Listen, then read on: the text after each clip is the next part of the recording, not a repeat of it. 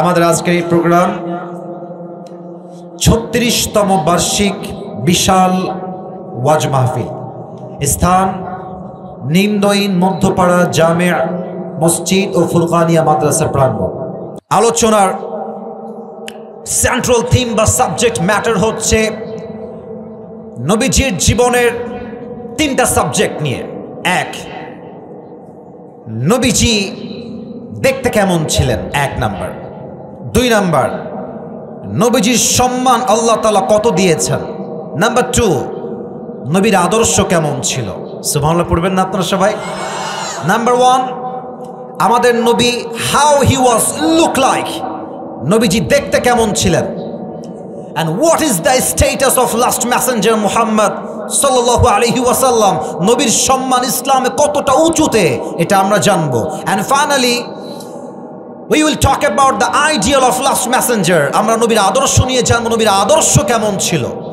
আমার মনে হয় এই তিনটা সাবজেক্ট যদি কোনো বিধর্মী শোনে, হতে পারে সে খ্রিস্টান, হতে পারে সে বৌদ্ধ, হতে পারে সে হিন্দু, মন দিয়ে শুনলে আমার বিশ্বাস সে কালেমা পড়ে মুসলমান হতে বাধ্য হয়ে যাবে, ঠিক কিনা বলে? তাহলে বলেন তো, নবীর জীবনের কয়েকটা বিষয় আমরা কথা বলবো আজকে। আওয়াজটা কমে গেল কেন? লেটস রিপিট এগেন, আমরা আবার বলি, কয়টা? আমি বলবো, আপনারা তারপরে বলবেন। এক নাম্বার, নবীর চেহারা। এক নাম্বার। দুই নাম্বার, নবীর সম্মান। দুই নাম্বার। তিন নাম্বার, নবীর আদর্শ। তিন নাম্বার। শুরু করছি, আল্লাহর রসুল দেখতে কেমন ছিলেন। ফার্স্ট অফ অল, আল্লাহর হাবিব সাল্লাল্লাহু আলাইহি ওয়াসাল্লাম একজন সুঠাম দেহের মানুষ ছিলেন, হ্যান্ডসাম একজন মানুষ ছিলেন, সুদর্শন একজন যুবক ছিলেন। He was a very powerful energetic boy. তার গায়ের শক্তি এত বেশি, আল্লাহর হাবিব নিজেই বলতেন, আমার ডান হাতে আল্লাহ তাআলা জান্নাতি ৪০ জন যুবকের শক্তি ঢুকিয়ে দিয়েছে। সুবহানাল্লাহ। ওয়া কানা কাফফুহু আলিয়ানু মিনাদ দিবাজ, নবীজির হাতের এই তালু ছিল রেশমের মতো মোলায়ম, রেশমের চাইতে বেশি মোলায়ম। কত নরম ছিল! সাহাবীরা যখন হাত মিলাতেন, আসসালামু আলাইকুম মুসাফাহা, নবীর হাত এত নরম ছিল, এত মোলায়ম ছিল, নবীর হাত একবার যে ধরতো সে আর ছাড়তে চাইতো না, ধরে রেখে দিত এমনি। আর নবীর ভালোবাসা এত গভীর ছিল যে নবীর হাত ধরে রাখতো, নবীজি হাতটা ছড়াইতেন না যতক্ষণ পর্যন্ত সে না হাত হটাতো, নবীজি তার নিজের হাত হটাই ফেলতেন না। সুবহানাল্লাহ পড়বেন না আপনারা? সফটার দ্যান সিল্ক, নবীর হাতের তালু ছিল রেশমের চাইতে বেশি মোলায়ম। ওয়া কানা রাবাআতাম মিনাল কওম লাইসা বিত-তাওয়িল ওয়ালা বিল-কাসীর, the prophet was medium of height, neither tall nor short. নবী ছিলেন একজন মাঝারি হাইটের যুবক, খুব বেশি লম্বা না, তাল গাছের মতো, আবার খুব বেশি বাঠুও না। দেখবেন বেশি লম্বা হইলেও ভালো লাগে না, বেশি বাটু হইলে মেয়েরা আবার বিয়ে করতে চায় না। হাসলেন কেন? কথা আমি ভুল বললাম না ঠিক বললাম? বলেন না। আচ্ছা, বেশি লম্বা হইলে দেখতে তাল গাছ মনে হয়। দেখবেন যে এত লম্বা কিছু মানুষ আছে, দেখতে গেলে টুপি পরে যাওয়ার সম্ভাবনা আছে। আবার কিছু লোক এত হাইটে ছোট, দেখতে বাচ্চার মতো মনে হয়। আমার নবী গুঠুও ছিলেন না, অতিরিক্ত লম্বাও ছিলেন না। হি ওয়াজ আ মিডিয়াম অফ হাইট, মাঝারি গঠন একজন যুবক ছিলেন। আমার নবীর গায়ের রং কেমন ছিল? হাদিসে আসছে, ওয়া কানা আযহারাল লাউন, নবীর গায়ের চেহারার রং ছিল ব্রাইট কালার, সাদা সুন্দর। সুবহানাল্লাহ পড়বেন না? তবে একটা ব্যাখ্যা আছে, একটা ব্যাখ্যা আছে। সাদা সুন্দর বললেই নবীর চেহারার রঙের বর্ণনা দেওয়া যাবে না। অনেকে ভুল বোঝে, অনেকে বলে সৈয়দনা ইউসুফ আলাইহিস সালাতু ওয়াস সালাম বেশি সুন্দর ছিলেন। না, ভুল কথা। উনি সুন্দর ছিলেন, তবে আমার নবীর মতো সুন্দর ছিলেন না। ব্যাখ্যাটা বোঝেন, ব্যাখ্যাটা বোঝেন। আচ্ছা দেখেন তো, আচ্ছা একটা কথা বলবো, মুরব্বীরা যারা এসেছেন, আপনারা আমার কথায় রাগ করবেন আব্বাজান, আমি যেটা বোঝাচ্ছি এটা আপনারাও বুঝবেন, যুবকরা একটু ভালো বুঝবে কথাটা। আচ্ছা, আমি দুইটা দেশের নাম বলছি। এক হচ্ছে পাকিস্তান, আর এক হচ্ছে অস্ট্রেলিয়া। নাম তো শুনছেন নাকি? নাম শুনছেন না সবাই? আচ্ছা, পাকিস্তানের মেয়েরা হচ্ছে লাবণ্যময় সুন্দর, আর অস্ট্রেলিয়ার মেয়েরা হচ্ছে সাদা সুন্দর। এবার আপনারা আমাকে উত্তর দিবেন, একজন মেয়ে সামনে পুরোটাই ধবধবে সাদা, আর একজন লাবণ্যময় সাদা, লাবণ্যময় সুন্দর। আপনি কি ধবধবে সাদা সুন্দরীকে বিয়ে করবেন না লাবণ্যময় সুন্দরীকে বিয়ে করবেন? আমার নবীর চেহারা সাদা রং নয়, আমার নবীর পুরো চেহারার গায়ের চামড়া ছিল লাবণ্যময় সুন্দর। সুবহানাল্লাহ। আসলে সত্য কথা বলতে, নারীর চেহারার দাম আছে, পুরুষের চেহারার দাম নাই। পুরুষের টাকা থাকলেই পুরুষের দাম আছে। কথাটা খুব গভীর, যারা বোঝার বুঝে গেছেন আপনারা। পুরুষ যতই সুন্দর হোক, টাকা নাই তার কোনো পরিচয় নাই, তাই না ভাই? পুরুষ কালো, দেখতে হাইটে ছোট, চেহারা আহামরি সুন্দর না, पैसा बहुत ज्यादा है। মেয়েরা বলবে যুবক মানুষ একটু সুন্দর কম হলে হবে, সমস্যা নেই, বিয়ে করা যাবে। আর একজন ছেলে দেখতে অনেক সুন্দর, very strong, very handsome boy, টাকা নাই, দেখবেন মেয়ের বাপ মেয়েকে বিয়ে দেওয়ার জন্য রাজি হবে না। যুবক ভাইরা ঠিক কিনা বলে? আমার নবী ছিলেন লাবণ্যময় সুন্দর, নবীর চেহারা এত সুন্দর ছিল, আয়েশা রাদিয়াল্লাহু তাআলা আনহা বলতেন, নবী যখন আমার ঘরে প্রবেশ করতেন মনে হতো চাঁদের একটা আলো আমার ঘরে প্রবেশ করেছে। সুবহানাল্লাহ। এবার আসেন নবীর চুলটা কেমন ছিল। নবীর চুলটা কেমন ছিল? আমার দুই হাত একটু খেয়াল করবেন। আমার দুই হাত দেখা যায়? কথা না বললে বুঝি কেমন করে দেখা যায়? আমি হাত দিয়ে হাদিসটা ব্যাখ্যা করব। নবীর চুল কখনো থাকতো কানের লতি বরাবর, কখনো কাঁধ বরাবর। কাঁধ বরাবর মানে কি? বাবরি চুল। এবার তো যুবকরা খুব খুশি, হুজুর লম্বা চুল রাখার দলিল পেয়ে গেছি। সোনামণি বুঝতে হবে, এটার মানে টিকটক কাটিং নয়, এটার নাম বাবরি কাটিং, এটা টিকটক কাটিং নয়। ঠিক কিনা বলেন? টিকটক কাটিং কেমন? বাবারা যারা এসেছেন দেখেন তো আমার কথা মিলে কিনা। এলাকায় দেখবেন কিছু ছেলে পেলে আছে, আব্বা যান একটু খেয়াল করবেন, দেখবেন যে চুল এই পাশেও নাই, দেখবেন এই পাশেও নাই, মাঝখানে দেখবেন লম্বা লম্বা সজরের মতো খাড়া খাড়া চুল আছে না নাই? আর কি বলবো, দুঃখের কথা, এই মেয়েদের রুচি এত খারাপ হয়ে গেছে, দিনদার ছেলে পছন্দ হয় না, দাড়িওয়ালা পছন্দ হয় না, সব মেয়েদের আজকাল গাঞ্জাখোর বেশি পছন্দ হয়। আমি দেখেছি যুবকদেরকে টিকটক করতে করতে, গাঞ্জা খাইতে খাইতে জীবন শেষ, এরাই মেয়েরা পছন্দ করে। আর দাড়িওয়ালা যুবক, দিনদার যুবক, পাঁচ ওয়াক্ত নামাজি অনেক মেয়েরা নাক ছিটকায়। আমার কথাই স্পষ্ট, যেই মেয়ে তোমাকে নবীর সুন্নাহের দাড়ির জন্য বিয়ে করতে চায় না, সেই মেয়ে তোমার বাড়ির বউ হওয়ার কোনো যোগ্যতাই রাখে না।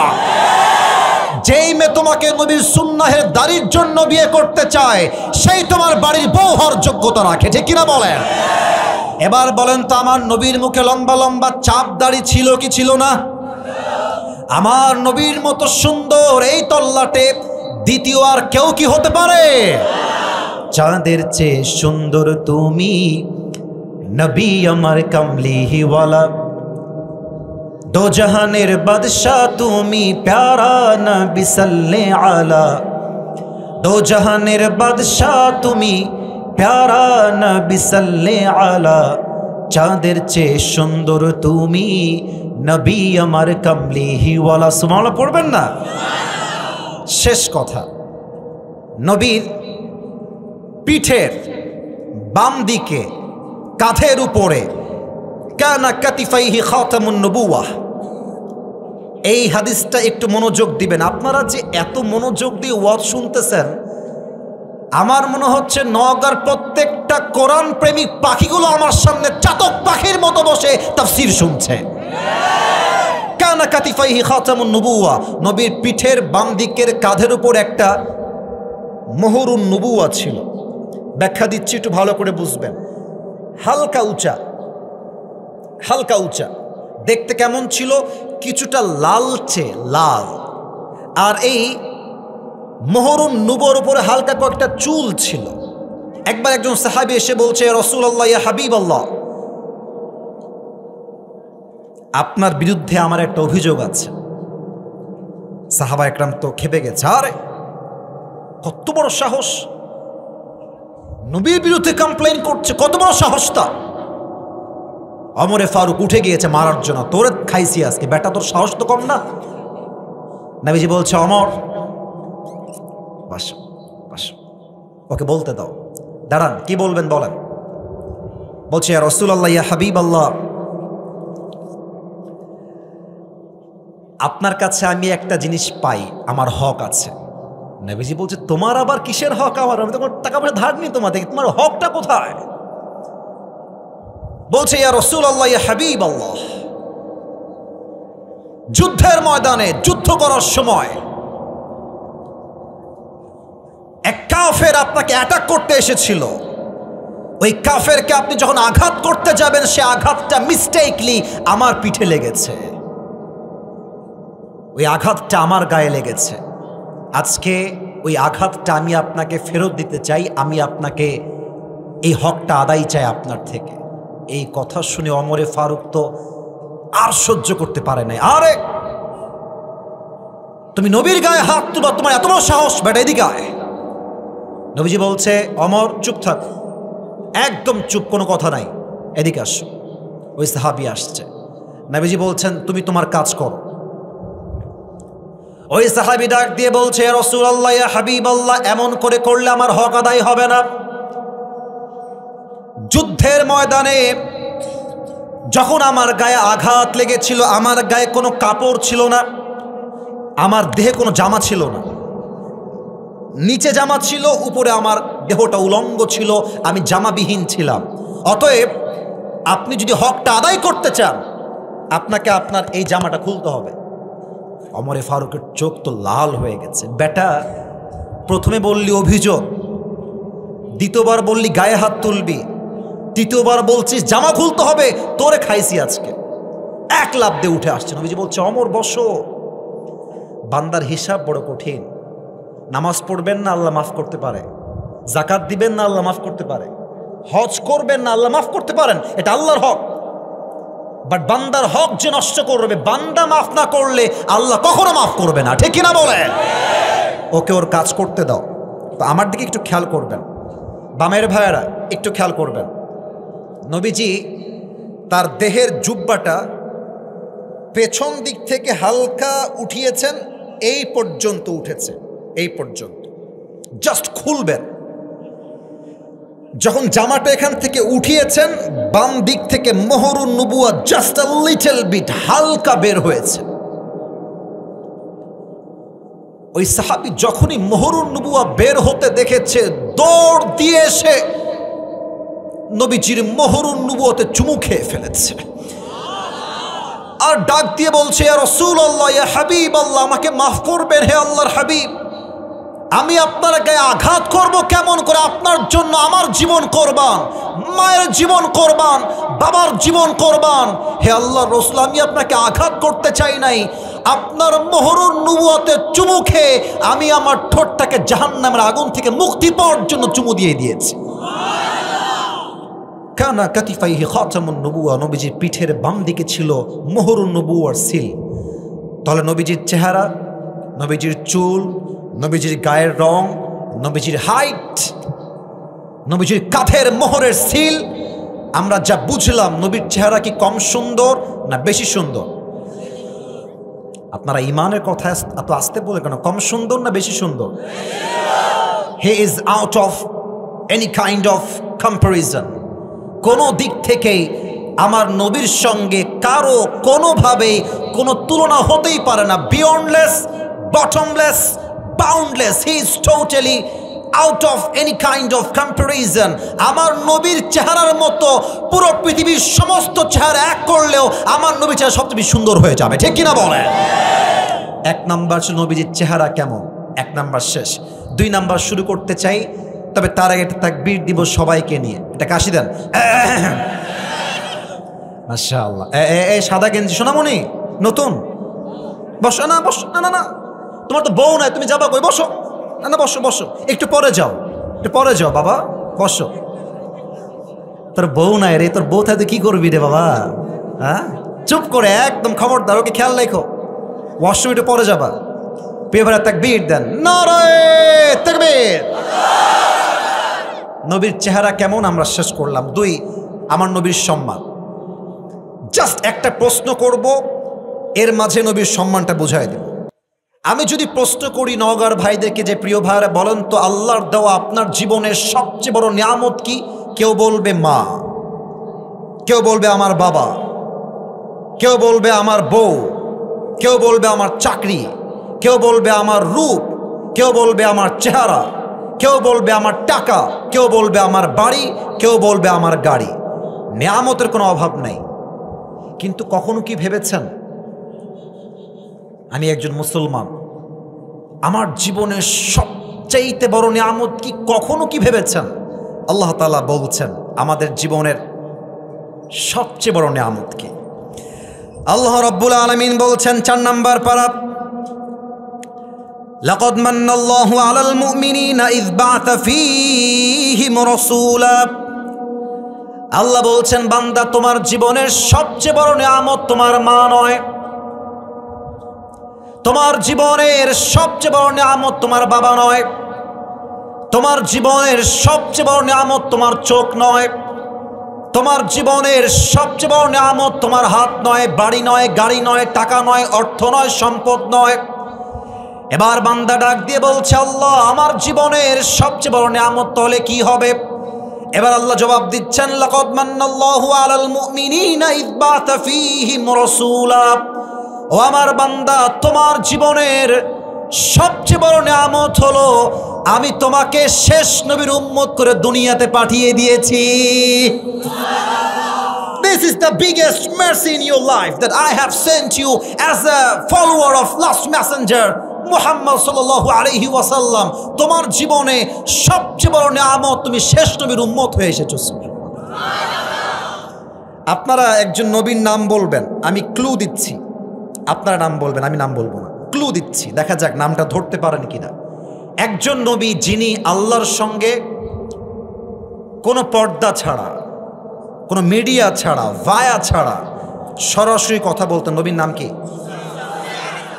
মাশাআল্লাহ, রাইট আনসার, মুসা আলাইহিস সালাতু ওয়াস সালাম। উনি কথা বলতেন তুর পাহাড়ে। বলেন সবাই কোন পাহাড়ে? একদিন মুসা আলাইহিস সালাম বলছে আল্লাহ আচ্ছা একটা কথা বলবো আল্লাহ তোমাকে, তুমি যদি আমাকে জানায় দাও আমার জন্য খুব ভালো হয়। আল্লাহ বলছে মুসা বলো কি কথা? বলছে আল্লাহ আমি একটা জিনিস জানতে চাই তোমার থেকে, তুমি বললে আমি জানবো। আল্লাহ বলছে বলো কি জানতে চাও? মুসা আলাইহিস সালাম বলছে আল্লাহ এই যে আমি তোমার সঙ্গে কথা বলি সব সময়, সামনে কোনো দেওয়াল নাই, পর্দা নাই, ভায়া নাই, মিডিয়া নাই, কোনো ব্যক্তি নাই, আমি চাইলে তোমার সঙ্গে কথা বলছি আল্লাহ, এমন সুযোগ কি আর কেউ পাবে? আল্লাহ বলছে মুসা তোমার এই প্রশ্ন? জি আল্লাহ, উত্তরটা কি হবে আপনি বললে আমি জানব। আল্লাহ বলছে মুসা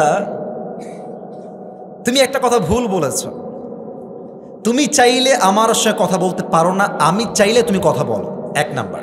2 নাম্বার কথা, তোমার পরে শেষ নবী একজন আসবে, তার নাম হবে মুহাম্মাদুর রাসূলুল্লাহ সাল্লাল্লাহু আলাইহি ওয়াসাল্লাম।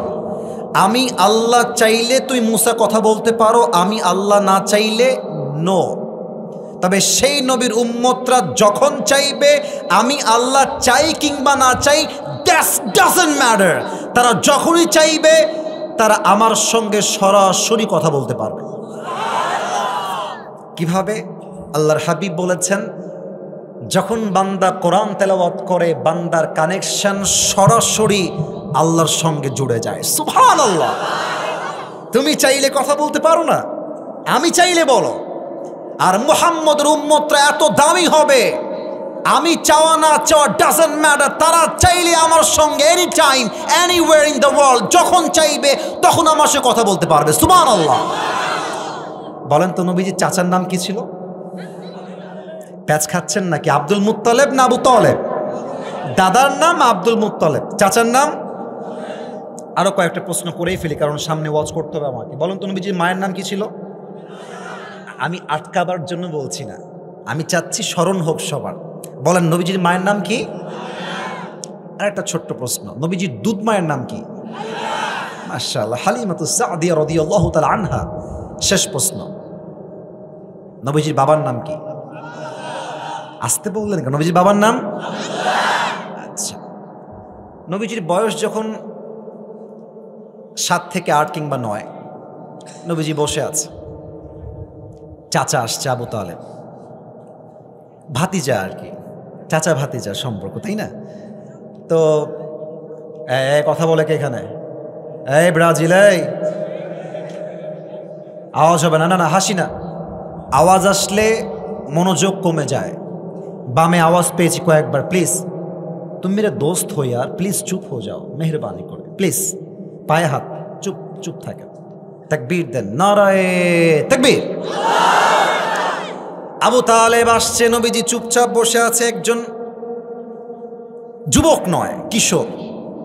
আবু তালেব এসে বলছে, ভাতিজা তুমি যে কোনো সাধারণ মানুষ নও, তুমি যে অসাধারণ মানুষ এটা আমি আগের থেকেই জানি। সুবহানাল্লাহ। তো নবীজি বলছে, চাচা এটা কি বললেন, আমি কি অসাধারণ মানুষ? বলছে, ইয়েস ইউ আর অ্যামেজিং, তুমি অসাধারণ। তো বলছে, চাচা আপনি জানেন কেমনে? বলছে, আমি দুইভাবে জানি, এক তোমার মায়ের থেকে শুনেছি, দুই আমি নিজের চোখেই দেখেছি তুমি কোনো সাধারণ নও, তুমি এক অসাধারণ মহামানব। সুবহানাল্লাহ। নবীজি বলছে, তাই নাকি? আম্মা বলেছে আমার ব্যাপারে? মা কি বলেছে আমাকে বলেন চাচা, মা কি বলেছে আমার ব্যাপারে? আবু তালেব বলছে, মুহাম্মদ তোমার মা আমাকে বলেছে। আল্লাহু আকবার, কি কথা, কি কথা! তোমার মা আমাকে বলেছে, ফোনটা অফ করবেন মেহেরবানি করে। তোমার মা বলেছে যখন সন্তান কোনো মায়ের গর্ভে আসে 10 মাস 10 দিন মা তার পেটের ব্যথার যন্ত্রণায় ঘুমাতে পারে না, খেতে পারে না, উঠতে পারে না, কিন্তু তুমি তোমার মায়ের গর্ভ থেকে নিয়ে আসা পর্যন্ত 10 মাস 10 দিন তোমার মা তার গর্ভে তুমি আসার পরে বিন্দু পরিমাণ কোনো ব্যথা অনুভব করে নাই। সুবহানাল্লাহ। আসতে পড়লেন কেন?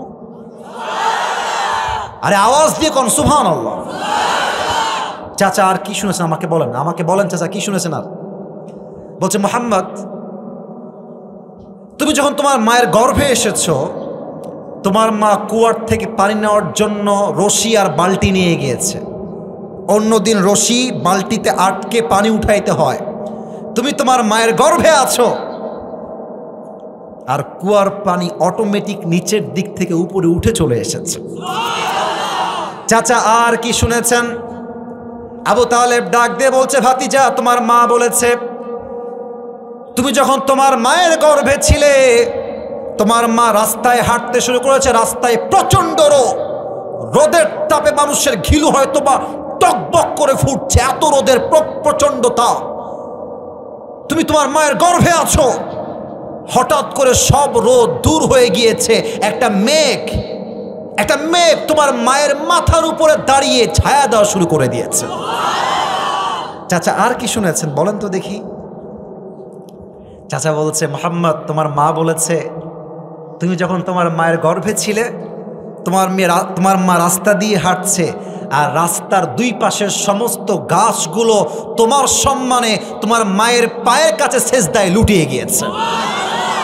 চাচা আর কি শুনেছেন? তুমি যখন তোমার মায়ের পেটে ছিলে মুহাম্মদ,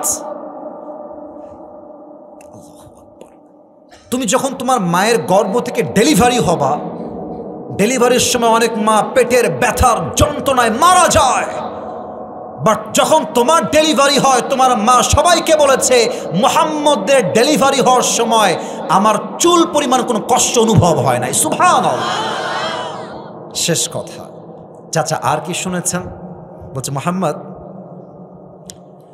যখন তুমি দুনিয়াতে আসলা, তোমার মা তোমাকে কোলে নিয়ে বসে আছে, তো তোমার মা আছে, হালিমাতুস সাদিয়া আছে, আব্দুল মুত্তালেব আছে। তোমার মা তোমাকে কোলে নিয়ে বলছে যে জীবনে অনেক বাচ্চা দেখেছি, অনেক শিশু দেখেছি, বাট আমার মুহাম্মদের মতো এত সুন্দর বাচ্চা আমি জীবনে কখনো দেখি নাই। হালিমাতুস সাদিয়া বলছে, ঠিকই বলেছেন, আপনি আর কি দেখেছেন? আপনি তো থাকেন এইখানে, আমার কাজ দেখেন। আমি পুরো এরিয়াতে রাজার ছেলে, মন্ত্রীর ছেলে, সবাইকে আমি দুধ পান করিয়েছি, রাজ্যে রাজ্যে আমি ঘুরেছি। আমি কসম করে বলছি, মুহাম্মদের মতো এত সুন্দর সুশ্রী মানব, এত সুন্দর বাবু আমি জীবনে কখনো কোথাও দেখতে পারি নাই। এবার আব্দুল মুত্তালেব আসছে, ডাক দিয়ে বলছে, তোমরা বেডি মানুষ, তোমরা আর কি দেখেছ? তোমরা তো মেয়ে মানুষ, তোমরা কয় জায়গায় গিয়েছো? আমার থেকে শোনো। আমি ইরাকে গিয়েছি, শামে গিয়েছি, সিরিয়াতে গিয়েছি, মিশরে গিয়েছি, আমি পুরো পৃথিবীর কয়েকটা কান্ট্রি ব্যবসার জন্য ভিজিট করেছি, পুরো বিশ্বের এত দেশ ভ্রমণ করেছি। ওয়াল্লাহে মুহাম্মদের মতো এত সুন্দর পিচ্চি বাবু আমি জীবনে কোথাও দেখি নাই। এবার আসছে জিবরাইল আলাইহিস সালাম, সে বলছে, আপনারা আর কি দেখেছেন? আমার থেকে শোনেন, পৃথিবীর প্রত্যেকটা নবীর কাছে আমি জিবরাইল ওহী নিয়ে আসছি। আদম আলাইহিস সালামকে জান্নাতে দেখেছি, ইউসুফ আলাইহিস সালামকে কুয়ার মধ্যে আমি ধরেছিলাম, ইউনুস আলাইহিস সালামকে মাছের পেটে দেখেছি, ইব্রাহিম আলাইহিস সালামকে আগুনে দেখেছি। আমি জিবরাইল ঈসা আলাইহিস সালামকে দুনিয়ার থেকে আকাশে নিয়ে গিয়েছি। এত নবী দেখেছি, এত মানুষ দেখেছি, এত সাহাবী দেখেছি, এত আল্লাহওয়ালা দেখেছি, মুহাম্মদের মতো তো সুন্দর মানুষ আমি কখনো দেখি নাই। আমার নবীর সম্মান বলেন সবাই কম না বেশি? আস্তে কেন বলেন সবাই, কম না বেশি? আমার নবী একমাত্র নবী, যেই নবীকে আল্লাহ তাআলা মৃত্যুর সময়ও সম্মান দিয়েছেন। নবী যেই দিন মারা যাবেন, আপনারা সবাই আল্লামা দেলোয়ার হোসেন সাইদি হুজুরের নাম শুনেছেন? আপনারা কি ভয় পাচ্ছেন নাকি আজকে? আগে আমরা সাইদি হুজুরের নাম বললে বলতো রাজাকার।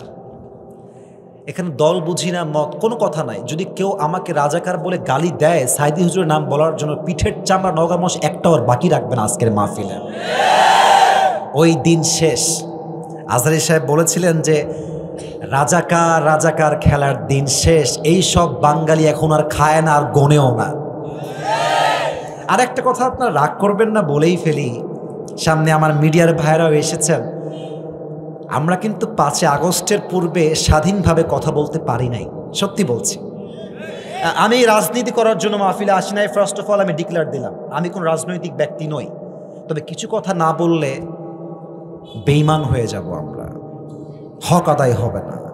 সত্য কথা কি জানেন? 5 আগস্টের পূর্বে মাহফিলে গেলে লিস্ট দেওয়া হতো, হুজুর খবরদার যাবেন না ওই বিষয়ে, কোনো দরকার নাই, আপনি জাস্ট মাটির নিচের ওয়াজ করবেন, মাটির উপরে গেলেই আপনার খবর আছে। আমার এখনো মনে আছে, আচ্ছা বলে ফেলবো, রাগ করবেন না তো? আবার না, রাগ করবেন মনে হয়, থাক থাক। একজন পুলিশ ভাইকে আমি ধন্যবাদ জানাই, ভাই দাড়ি রাখেন, তাবলীগ করেন, মাশাআল্লাহ, ভেরি জেন্টলম্যান, খুবই সুন্দর চেহারা, বিয়ে করেছে, 2টা বাবুও আছে, পুলিশ, প্রফেশনালি একজন পুলিশ। আমাকে কয়েকদিন যাবৎ কল দিচ্ছে যে আপনার সঙ্গে একটু কথা আছে, আপনি একটু দেখা করেন। আমি তো ভয়ে আছি, কিরে কি বলে আর কি করে আল্লাহ মাবুদই ভালো জানে, but I was feeling like যে ঠিক আছে, লোকটা মনে হয় আমার ওয়েল উইশার হবে, যাই কথা বলে আসি। গেলাম, আমাকে বসালো।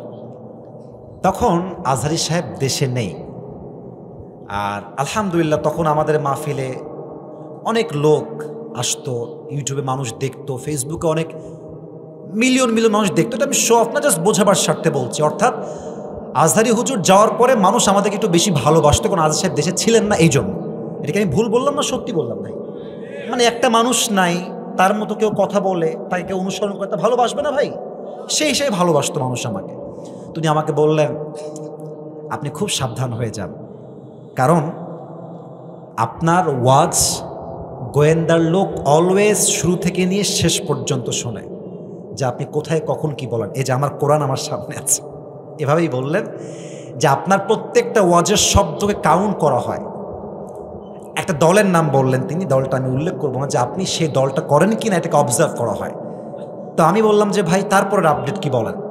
উনি বললেন যে আপনার মাটির নিচের ওয়াজ ছাড়া কোনো গতি নাই, সাবধানে ওয়াজ করেন।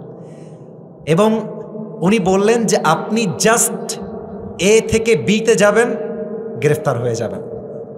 তো এই কথা আমি আমার বাবাকেও আজ অব্দি বলি নাই, আজকেই প্রথম বললাম। কারণ দেশটা এখন স্বাধীন হয়েছে, এখন যদি আমরা ভয় পাই তবে আমরা বীর পুরুষের বাচ্চা নয়, কাপুরুষের বাচ্চা হয়ে মরবো, ঠিক কিনা বলে? তা আমি তখন নিয়ত করলাম যে কথা আমি বলেই ছাড়বো, বাট স্ট্র্যাটেজি চেঞ্জ করতে হবে, মানে গ্যাপে গ্যাপে মারতে হবে। অর্থাৎ সব কথা স্পষ্ট না বললেও ইংরেজি তো বলা যায় যুবক ভাইরা, ঠিক কিনা বলো? তো সেই সময়টা চেঞ্জ হলো 5 আগস্টের পর। এখন আমাদের কথা একটা, কোনো দল পতন ঘটেছে মানেই সেই দলকে আমরা গালি দিব তা নয়। আমাদের কথা একটা, তওবা যে করবে সে আমার ভাই হয়ে যাবে, এবং আমরা সবাই মিলে আগামীতে ইসলামের রাজ কায়েম করব, কোরআনের রাজ বাংলাদেশে কায়েম করব, ঠিক কিনা বলেন?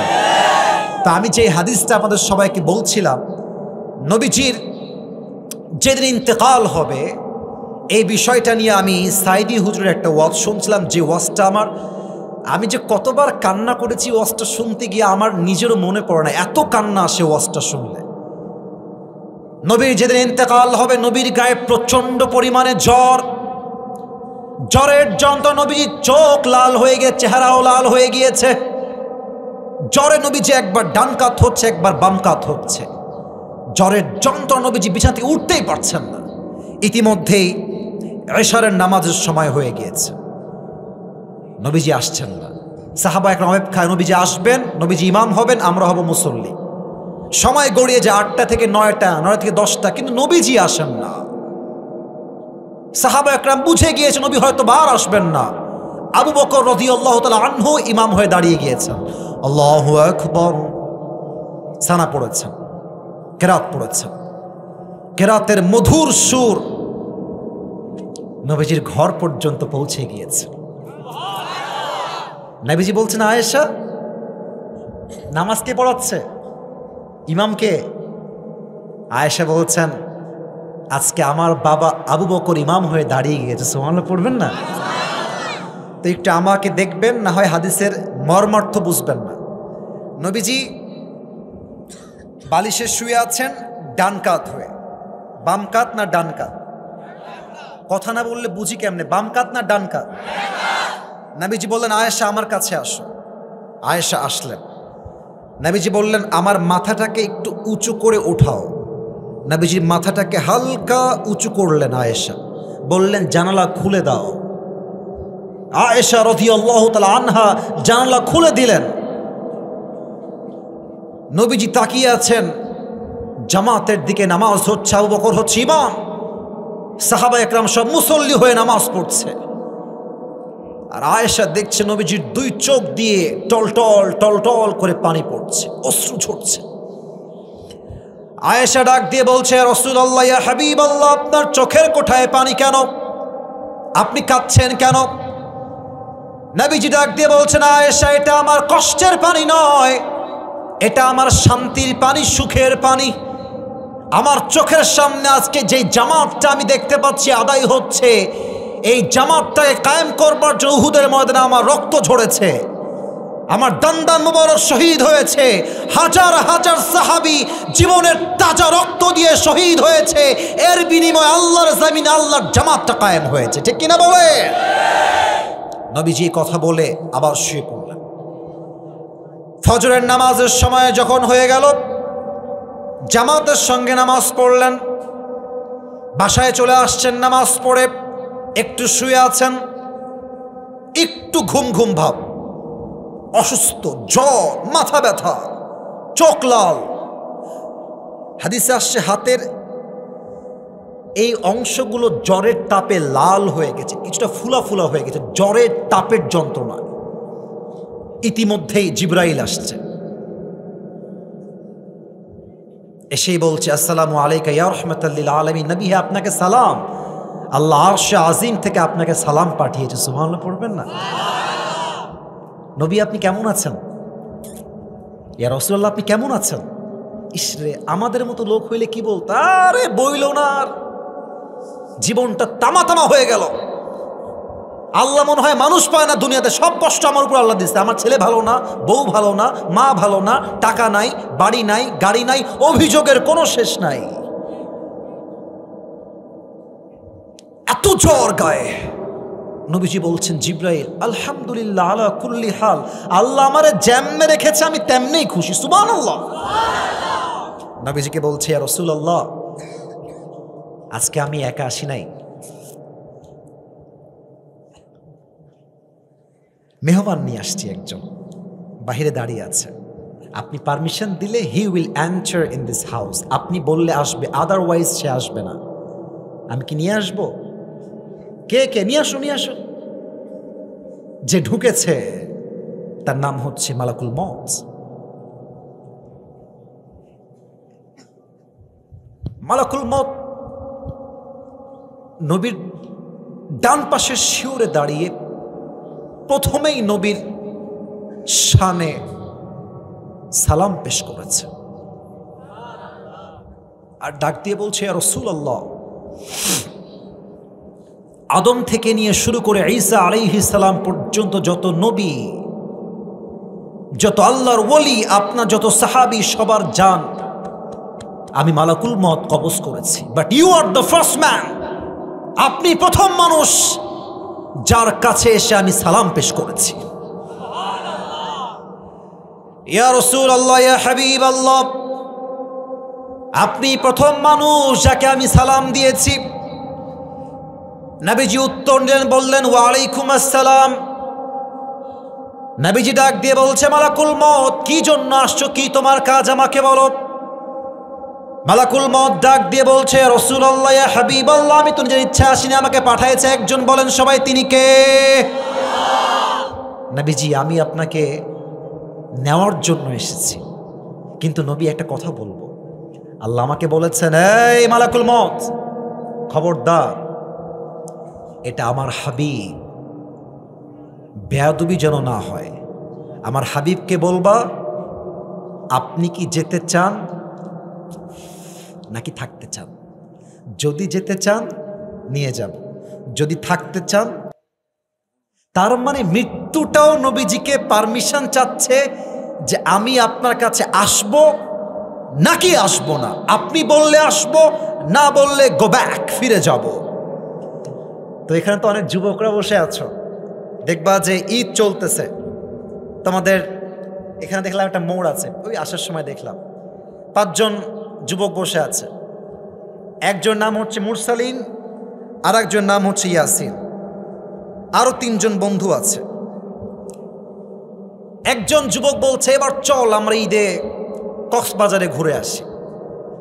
তো এখানে কয়েকটা দল হয়ে যাবে, এক দল বলবে যাব, আর এক দল বলবে যাব না।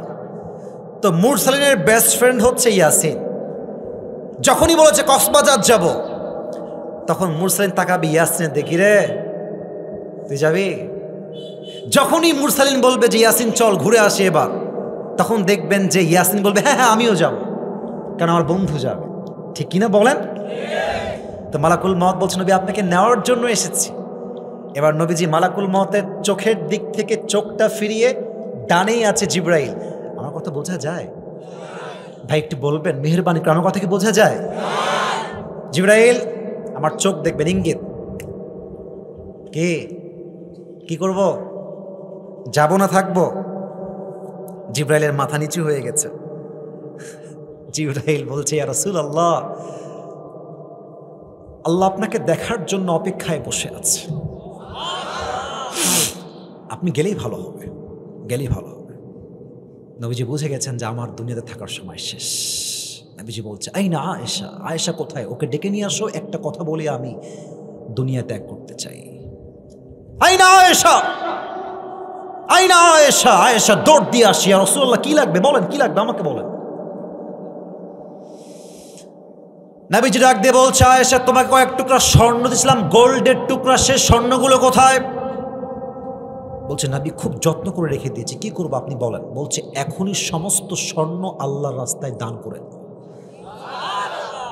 নবীজি থাক না, ওগুলো থাক, ফাতেমার কাজে আসবে, আমার কাছে আসবে, থাক না। আল্লাহু আকবার। নবীজি বলছেন যে না না না, রাখা যাবে না, দান করে দাও। নবীজি কেন দান করব? আমি এমন অবস্থায় মরতে চাই যখন আমার সঙ্গে আল্লাহর সাক্ষাৎ হবে, আমি আল্লাহকে বলবো, আল্লাহ দেখো, তোমাকে নিয়ে দুনিয়াতে গিয়েছিলাম, যাওয়ার সময় আমার হাত খালি ছিল, তোমার কাছে ফিরে এসেছি, তাও আমার হাত খালি নিয়ে ফিরে আসছি, তোমাকে ছাড়া পৃথিবীতে আমি কাউকে রেখে আসি নাই, কিছু নাই আমার, আমি সব দান করে দিচ্ছি আল্লাহ। আয়েশা দান করে দিলেন। মালাকুল মউত আসছে, যখনই রুহুটা কবজ করবে, দুইটা শব্দ নবীজি শেষবারের মতো বললেন, এক আসসালাত, আসসালাত, আসসালাত ওয়া মা মালাকাত আইমানুকুম, উম্মতরা যাই করো আর তাই করো, নামাজ ছেড়ে দিও না, নামাজ ছেড়ে দিও না, এক নাম্বার। দুই, ওয়া মা মালাকাত আইমানুকুম, তোমার যে দাসী আছে, তোমার কাজের লোক আছে, তার সঙ্গে বাজে ব্যবহার করো না, তোমার জান্নাতের ফয়সালা করে দিবে একজন। বলেন সবাই, তিনি কে? মৃত্যুর সময় সম্মান। মালাকুল মউত বলছে, should I come or not, may I come in or not, আসবো নাকি আসবো না? আপনি আমাকে বলেন, আপনি বললে আসবো, না বললে আসবো। What an amazing status! এর মতো সম্মান দুনিয়াতে আর কারো হতে পারে না, ঠিক কিনা বলেন? দুই নাম্বার শেষ, কিন্তু রাত তো 12টা বেজে গেল যে, না থাক, শেষ করে দেই। তাহলে একটা শর্ত আছে, এখানে একজন যুবক দাঁড়িয়ে যাবেন, দাঁড়িয়ে কি করবেন? লিল্লাহি তাকবীর বলবেন, বাঘের বাচ্চার মতো। কোন বাঘের বাচ্চা আছেন? দাঁড়িয়ে যান, তাকবীর দিবেন। পারবেন? দেন দেখি। লিল্লাহি তাকবীর, লিল্লাহি তাকবীর, আল্লাহু আকবার, লিল্লাহি তাকবীর, আল্লাহু আকবার। আপনার বউ কনফার্ম, বসেন। মাশাআল্লাহ, বিয়ে করে ফেলেছেন? আর একটা বউ হবে সবার। আপনার বউ আছে নাকি এখানে? এই তো ভয়ে বলছে লাগবে না আমার। বসেন বসেন। আল্লাহ আমার প্রিয় ভাইকে পারিবারিক জীবনের সুখ দান করে, পড়েন সবাই আমিন। 3 নাম্বার ছিল আমার নবীজির আদর্শ, যদিও বা সময় খুবই কম, জাস্ট 10 মিনিটে বলে আমরা শেষ করবো। আমার সঙ্গে তাকবীর দেন, আমার সঙ্গে দিবেন এবার। লিল্লাহি তাকবীর। আমি জাস্ট 3টা পার্টে কথা বলবো। এক, নবী বাবা হিসেবে কেমন ছিলেন। 2 নাম্বার, নানা হিসেবে নবীর আদর্শ কেমন ছিল। 3 নাম্বার, নবী স্বামী হিসেবে কেমন ছিলেন। এবার দেখি আপনারা উত্তর দেন। 1 নাম্বার বাবা, বলেন সবাই। 1 নাম্বার, 2 নাম্বার, 3 নাম্বার স্বামী। বামে ওই 4 জন কই যায়? এই ছেলে পেলে, ওই সাইডে। আচ্ছা ঠিক আছে, তাহলে ঠিক আছে।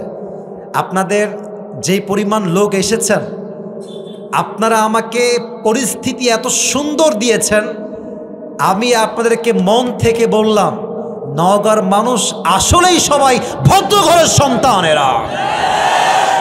আল্লাহ যেন কবুল করে, পড়েন সবাই আমিন। বলেন তো, আমার নবীর একজন মাত্র কলিজার টুকরা মেয়ে ছিল, মেয়েটার নাম কি ছিল? ফাতেমার স্বামীর নাম কি ছিল? শেষ উত্তর। বলেন তো, তাদের 2 জন সন্তান ছিল। 1 নাম্বার, 2 নাম্বার। সুবহানাল্লাহ পড়বেন না আপনারা সবাই?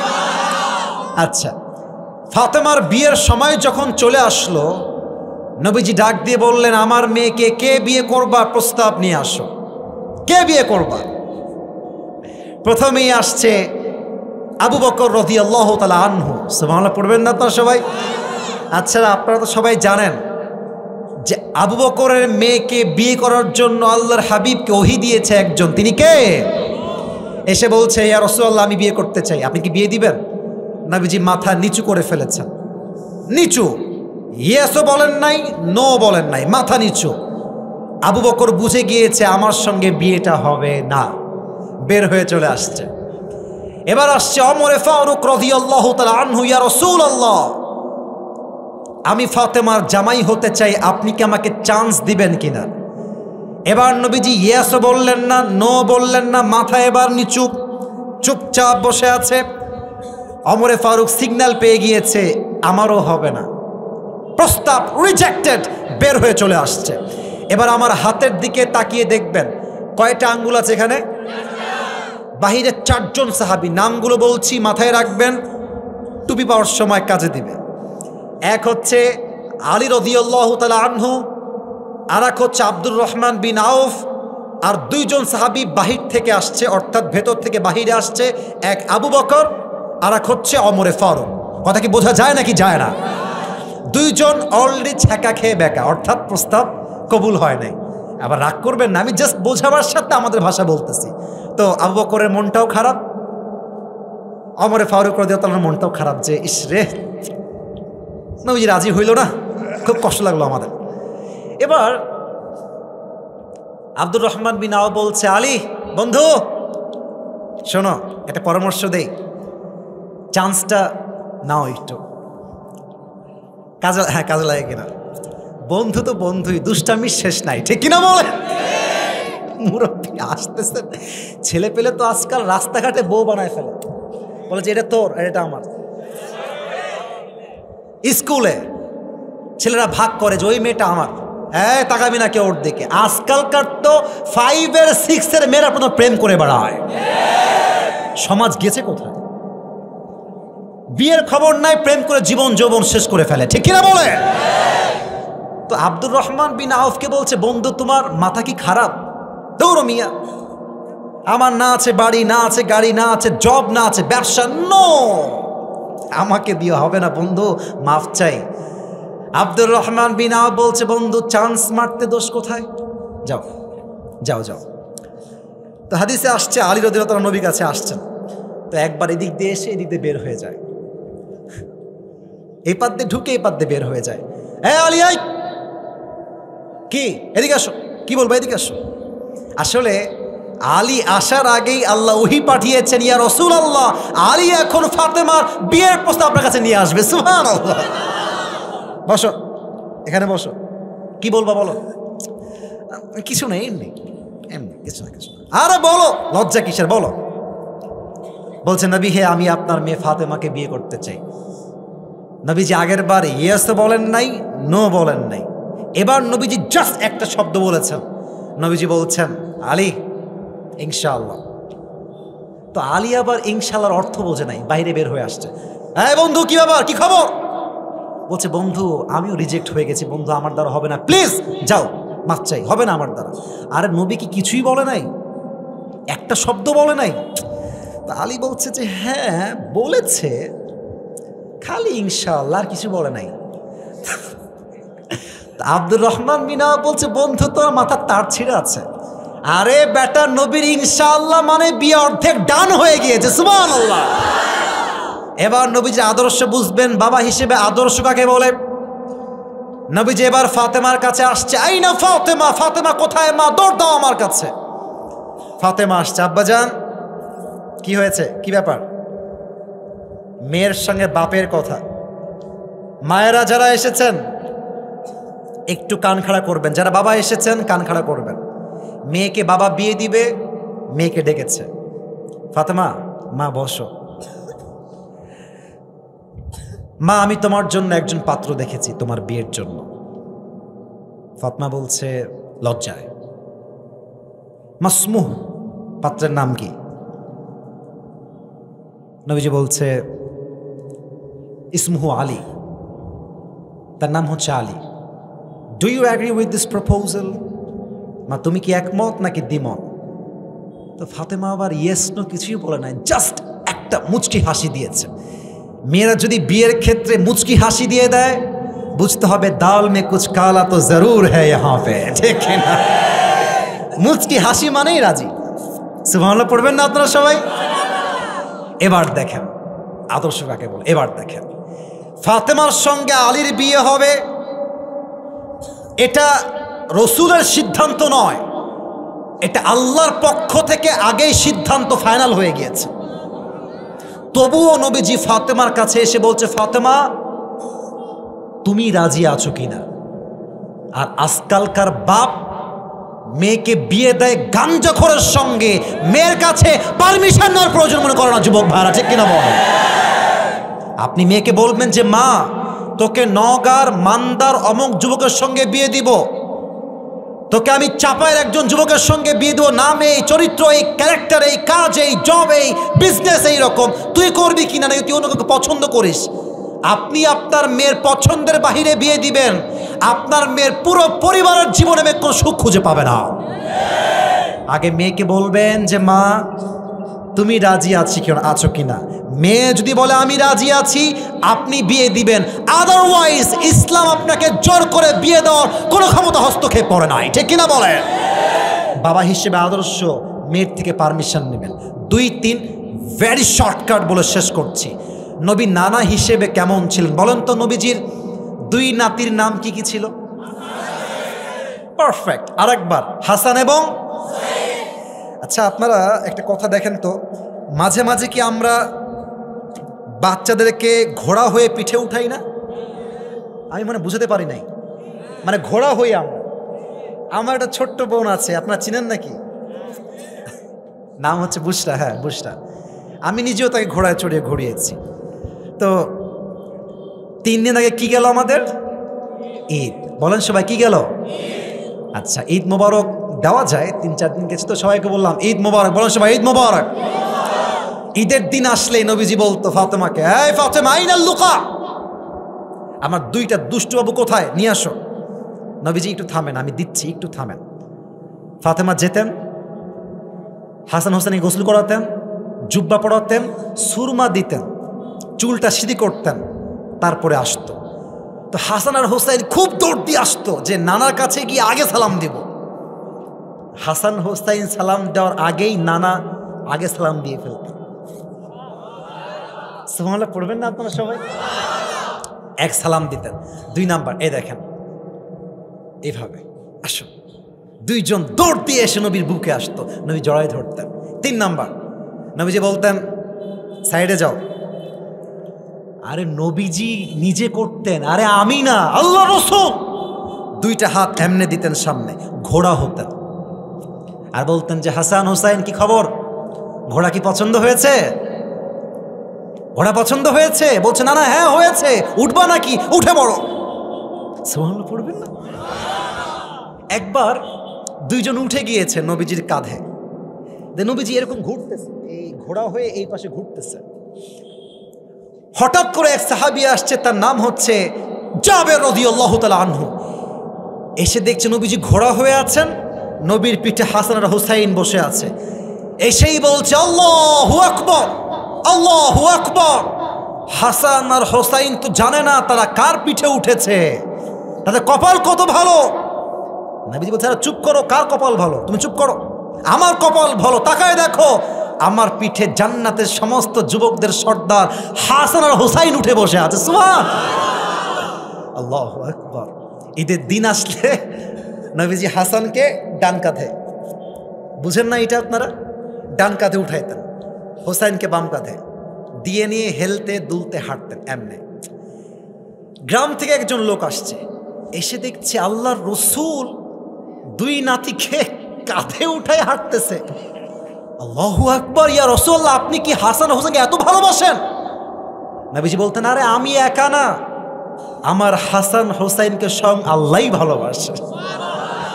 শেষ একটা হাদিস বলবো। আপনাদের মসজিদ কোথায়? এখানে, এইটা এখানে, মাশাআল্লাহ। আপনারা অনেক কমিটির লোকের আছেন, আমি আপনাকে চিনি না, আমি কিন্তু ধমক দেওয়ার জন্য বলছি না, এটা একটু বুঝবেন, বোঝার জন্য বলতেছি। অনেক মুরব্বী বাচ্চাদেরকে ঘাট ধাক্কা দিয়ে মসজিদ থেকে বের করে দেয় এবং খুব বাজে ব্যবহার করে। এই দেখছেন, বাচ্চা মানুষ বলছে, ঠিক বলেছেন আপনারা, দেখেন তার মানে ও ফেস করছে এটা। আব্বাজান, আপনি আমার এই হাদিসটা শোনেন, আপনার শিক্ষা হয়ে যাবে। আল্লাহ রাসূল নামাজ পড়াচ্ছেন, সেজদায় গিয়েছেন, সেজদায় গিয়ে আর উঠছেন না। এই আমার হাদিস কি বোঝা যায় ভাইয়েরা? সেজদায় গিয়ে আর উঠছেন না। সাহাবা একরাম ভাবছে আল্লাহ রাসূল কি মারা গেলেন নাকি, উঠেন না কেন?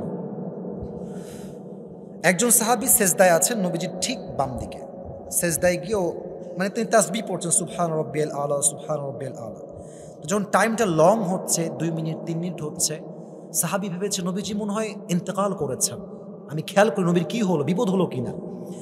ওই সাহাবী নামাজরত অবস্থায় হালকা উকি মেরেছেন নবীর কি হয়েছে তাই দেখার জন্য। জায়েজ আছে, দেখা যায় আছে। তো দেখছেন যে নবীজির কাঁধে এখানে হাসান, পেছনে হুসাইন চড়ে বসে আছে। এখন ওই সাহাবী ভাবতেছে আমি যদি টান দিয়ে ধরে নামাই দেই নবীজি পিঠ হালকা হয়ে যাবে, নবীজি আল্লাহু আকবার বলে উঠে দাঁড়ায় যাবে। তো না, সাহাবী নামাজের মধ্যেই হাসানকে ধরতে গেছে, নবীজি নামাজের মধ্যে ওই সাহাবীর হাতটা এমনি ধরে বসেছে, কোনো কথা নাই। নবী জাস্ট হাতটা ধরে মেসেজ দিয়েছেন, যতক্ষণ আমার নাতি আমার ঘাড়ে আছে ততক্ষণ পর্যন্ত আমি সেজদায় আছি, সেজদায় থাকবো, আমি উঠবো না। আচ্ছা আপনারাই বলেন, আপনাদেরকে বিচার দিলাম আমি, বলেন নবীজি চাইলে একটু ধাক্কা দিলে পারতেন কি পারতেন না? উনি মেসেজ দিয়েছেন যেই বাচ্চাকে তুমি আজকে ধমক দিয়ে মসজিদকে তাড়ায় দিবা সেই বাচ্চা আগামীতে নামাজি নয়, সেই বাচ্চা আগামীতে ডাকাত হয়ে বের হবে। আজ যেই বাচ্চা নামাজি হবে আগামীর সেই সন্তান ওমরে ফারুকের মতো গোটা বিশ্বকে ইসলামের জন্য লিড দেওয়ার সাহস ক্ষমতা রাখবে। আব্বাজান আপনি ধমক দিয়ে বাচ্চাকে তাড়াই দিবেন, আরে পকেটে চকলেট নিয়ে আসবেন, চকলেট নিয়ে আসবেন, বাচ্চাদেরকে দেখে চকলেট দিবেন। আব্বাজান আপনি একদিন মরে যাবেন, হতে পারে ওই পিচ্চি বাচ্চা একদিন কোরআনের হাফেজ হবে, একদিন আলেম হবে, আর আপনার কবরের কাছে গিয়ে বলবে যে আমার আব্বা খুব ভালোবাসতো আমাকে, আমার নানা আমারে খুব ভালোবাসতো, আমার দাদা আমার বড্ড ভালোবাসতো, মস্তি গেলে আমাকে চকলেট দিত, আদর করতো, ভালোবাসতো। আর একজন হাফেজ সন্তানের দোয়া আপনার জন্য জান্নাতের ওসিলাও তো হতে পারে। খবরদার, নবীর আদর্শ শিখেন নানা হিসেবে। বাচ্চা দেখলে আদর দিবেন, স্নেহ করবেন, ভালোবাসবেন। বাচ্চাদের যে ধমক দেয় সে ভালো বংশের পুরুষ কখনো হতে পারে না, ঠিক কিনা বলেন? নবীর আদর্শ নানা হিসেবে। শেষ কথা বলেই শেষ করছি, যারা স্বামী এসেছেন এবার তো বউরা বড্ড খুশি হয়ে যাবে। হ্যাঁ, আমার স্বামী ভাই যারা এসেছেন, 1 নাম্বার আদর্শ, বউকে ভালোবাসবেন প্রকাশ্যে সবার সামনে। এখন ভালোবাসা হয়ে গিয়েছে উল্টা, হারাম হয়ে গিয়েছে প্রকাশ্যে, হাল হয়ে গিয়েছে গোপনে। যুবক ভাইরা ঠিক কিনা বলে? হারাম প্রেম পার্কে করতেছে, ধুমাইয়া প্রেম, হ্যাঁ রিক্সায় করছে, রাস্তায় করতেছে, লজ্জা লাগে না। আর আজকাল তো স্বামী স্ত্রী বাহিরে ঘুরবে কি, যুবকদের যন্ত্রণায়, মেয়েদের যন্ত্রণায় হালাল প্রেমটা এখন কঠিন হয়ে গিয়েছে, ঠিক কিনা বলে? দেখেন একজন সাহাবী আসছে, এসে বলছে নবীজি মান তুহিব্বু আকসার, আমি কিন্তু আমার ওয়াজের শেষাংশে আছি, খুব মনোযোগ দিবেন। ইয়া রাসূলুল্লাহ আপনি সবচেয়ে বেশি কাকে ভালোবাসেন? নবীজি বলছে আমি আমার বউ আয়েশাকে সবচেয়ে বেশি ভালোবাসি। সুবহানাল্লাহ পড়ে। এই কথা শুনে সাহাবা ইকরামরা লজ্জায় মাথা একদম নিচু হয়ে গেছে যে রাসূল বললো কি, কেমনে বললো? ওই সাহাবী প্রশ্ন চেঞ্জ করে ফেললো, নবী হে সাহাবীদের মাঝে আপনি সবচেয়ে বেশি কাকে বেশি ভালোবাসেন? সুবহানাল্লাহ পড়বেন না আপনারা সবাই? 2 নাম্বার, নবীজি বাসায় আসলেই আয়েশার সঙ্গে রান্না করতেন, পেঁয়াজ কাটতেন, মরিচ কাটতেন, আটা ছেনতেন। আয়েশার প্রত্যেকটা কাজ নবীজি নিজেই সাহায্য করে এগিয়ে দিতেন। সুবহানাল্লাহ পড়বেন না? আর নবীজি দিন রাত যখনই দেখা হতো আয়েশাকে বলতো, আয়েশা আমি তোমাকে ভালোবাসি, খাদিজা আমি তোমাকে ভালোবাসি। এটাই নবীর সুন্নাহ। যেই স্বামী তার বউকে ভালোবাসতে পারে সে কাপুরুষের সন্তান নয়, সে বীরপুরুষের সন্তান, ঠিক কিনা? আল্লাহর হাবিব বলেছেন যে স্ত্রীর কাছে সেরা সে আমার কাছে সেরা, যে স্ত্রীর কাছে জঘন্য সে আমার কাছেও জঘন্য। আল্লাহ সবাইকে স্ত্রীর প্রতি ভালোবাসা প্রদর্শন করার তৌফিক দান করুক। পড়েন সবাই আমিন। সবাই 2 হাত তোলেন, কেউ যেন বাদ না যায়। সবাই 2 হাত তোলেন। আমি যা ওয়াদা করাবো জাস্ট ওয়াদাগুলো আমার সঙ্গে বলবেন, হাত উপরে রাখবেন। সবাই হাত উপরে, একটু কাশি দেন। মাশাআল্লাহ বলেন সবাই হুজুর। আর একটু জোরে হুজুর। আমরা সবাই মিলে ওয়াদা করছি আজ থেকে নবীর আদর্শের বাহিরে একটা কাজ কখনো করব না। হুজুর। আর একটু জোরে হুজুর। আমরা দিল থেকে ওয়াদা করলাম, একটু জোরে ওয়াদা করলাম। আর হ্যাঁ, এই ওয়াদাটা এখান দিয়ে বললে হবে না, মন থেকে বলেন। আজ থেকে হাতকে নামাইছে, এই ছোকরা পোকড়া, এই মেরে হাত দিয়ে ভেঙে দিব রে।